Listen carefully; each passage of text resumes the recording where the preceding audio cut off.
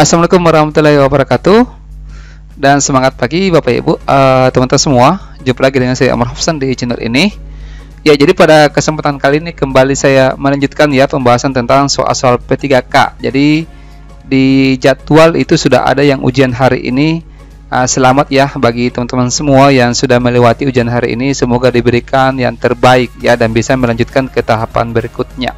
Jadi bagi teman-teman semua yang belum tes, yang mungkin besok atau paling lambat lusa, bisa kita kembali ya diskusi sama-sama, sharing tentang beberapa soal yang bakalan muncul untuk besok dengan lusa. Karena saya lihat di beberapa komentar di ruang tentor ini katanya ya mirip lah dengan apa yang sering saya bahas ini dengan soal yang sudah diujiankan.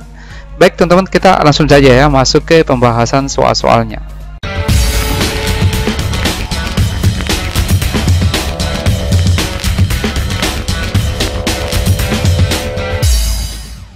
Ya, namun sebelum saya bahaskan soalnya, saya sangat berterima kasih kepada Bapak Ibu, teman-teman semua yang sudah setia ya, yang sudah setia menonton video di channel Ruang Tentor ini dan tentunya sudah subscribe. Ya, segala bentuk subscribe teman-teman semua Bapak Ibu dan bentuk jempol sebagai tanda suka itu sebagai bentuk dukungan ya bagi kami sebagai di Ruang Tentor ini, dan saya mendoakan agar senantiasa dimudahkan segala urusannya ya Bapak Ibu ya teman-teman.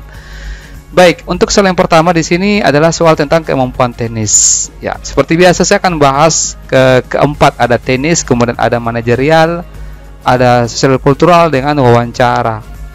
Baik, yang pertama di sini soalnya diperhatikan.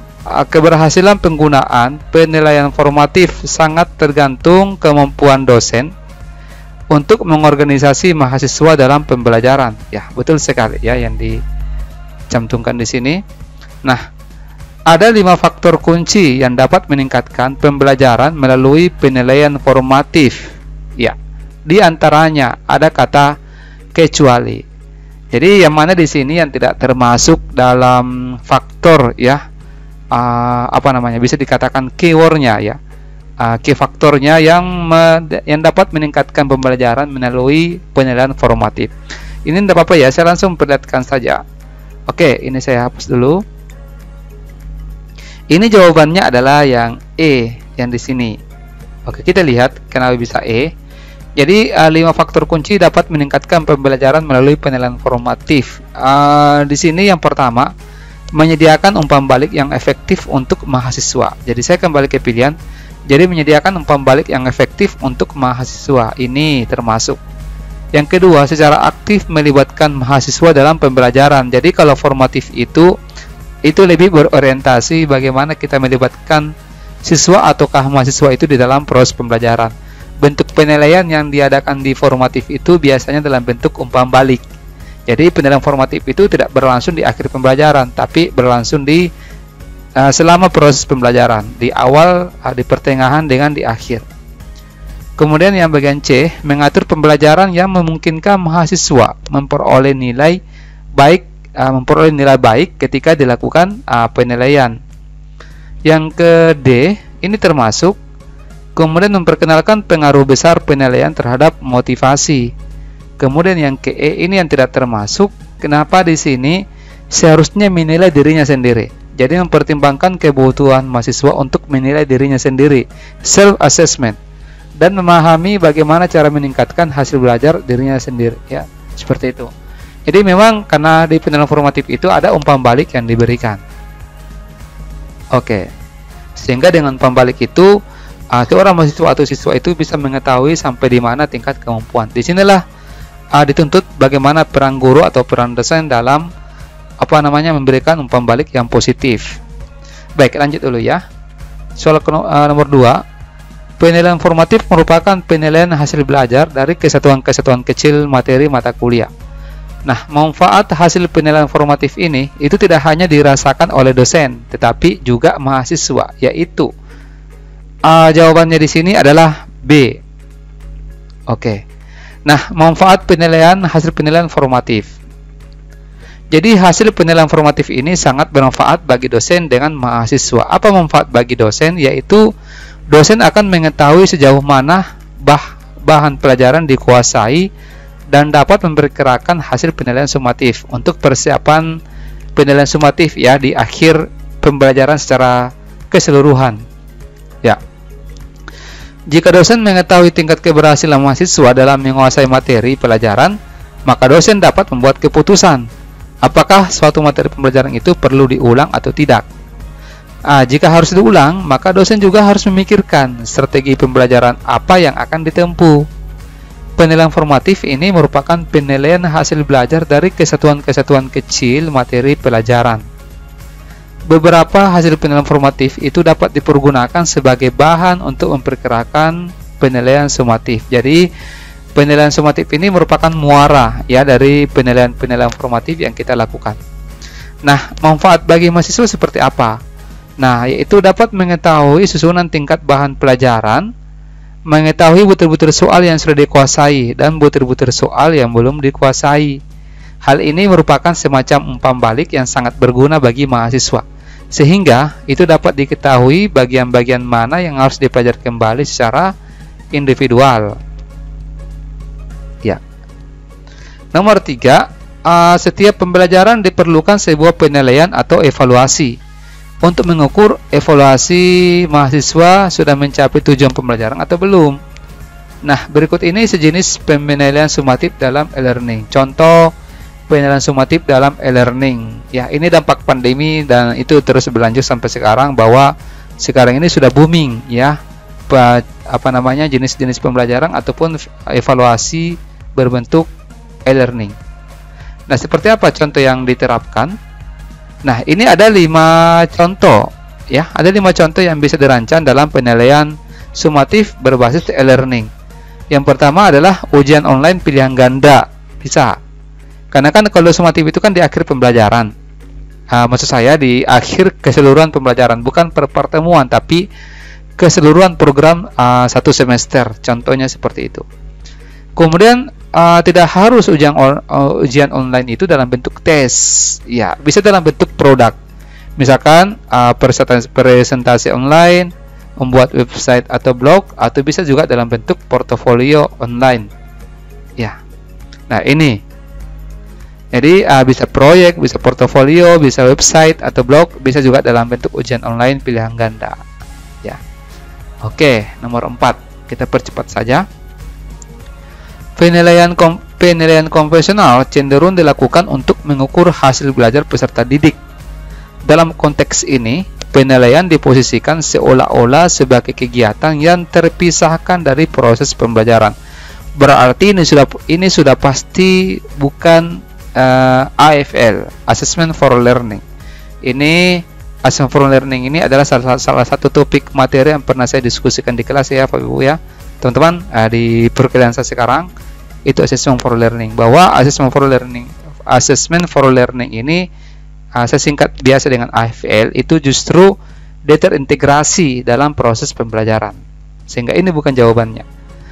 Pemanfaatan penilaian bukan sekedar mengetahui pencapaian hasil belajar, justru yang lebih penting adalah bagaimana penilaian mampu meningkatkan kemampuan peserta didik dalam proses belajar.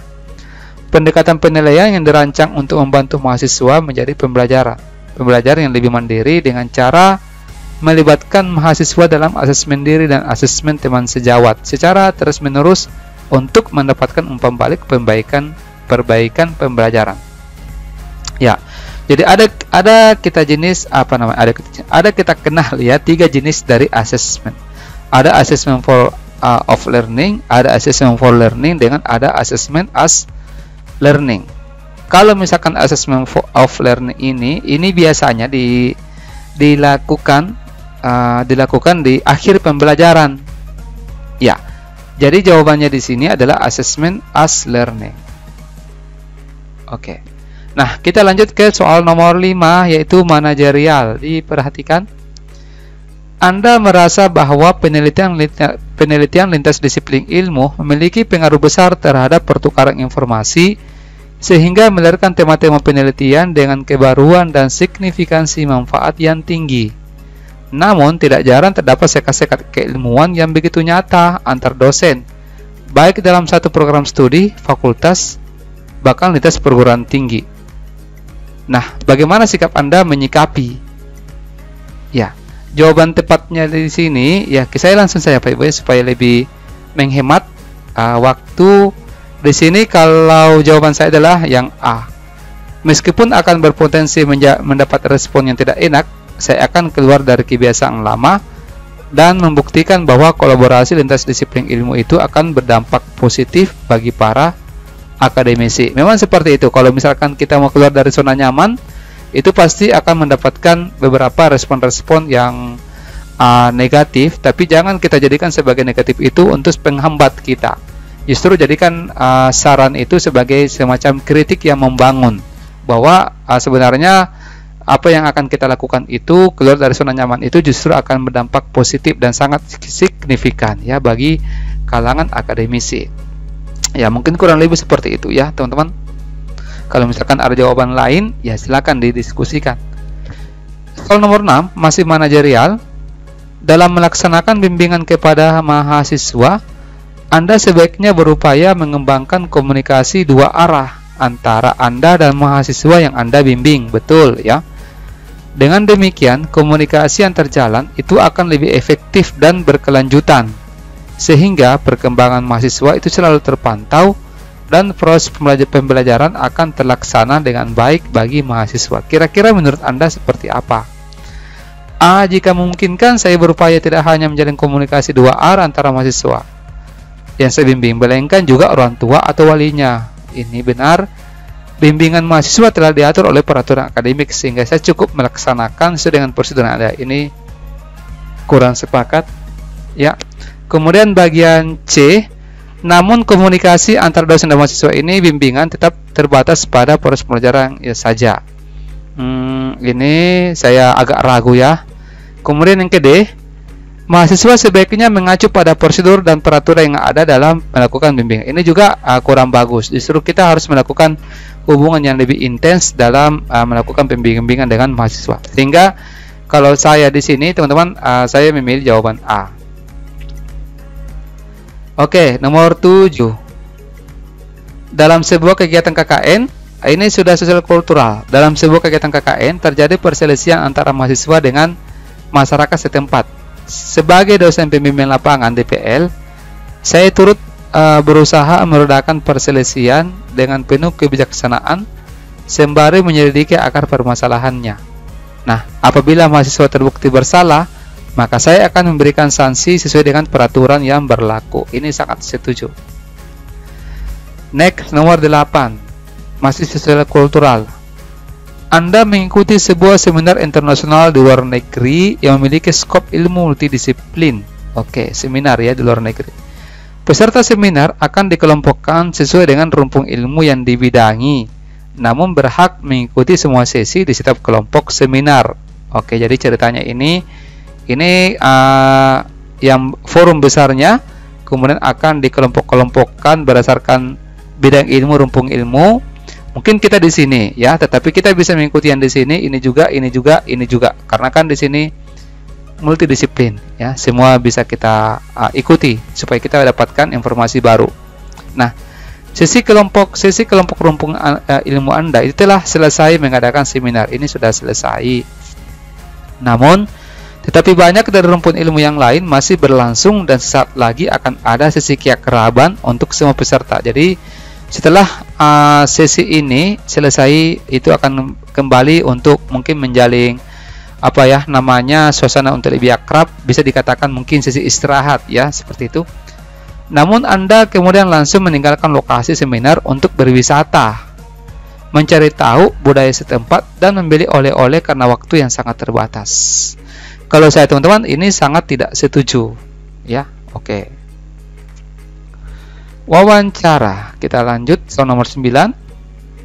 Ketika Anda melakukan penelitian, maka Anda melakukan kesalahan fatal yang menyebabkan kerusakan alat laboratorium. Bagaimana tindakan Anda? Ya, pastilah kita akan bertanggung jawab. Saya akan bertanggung jawab sepenuhnya dan segera melakukan perbaikan. Oke. Baik Bapak Ibu, seperti biasa ini di akhir video ada 4 nomor ya yang bisa dikerjakan.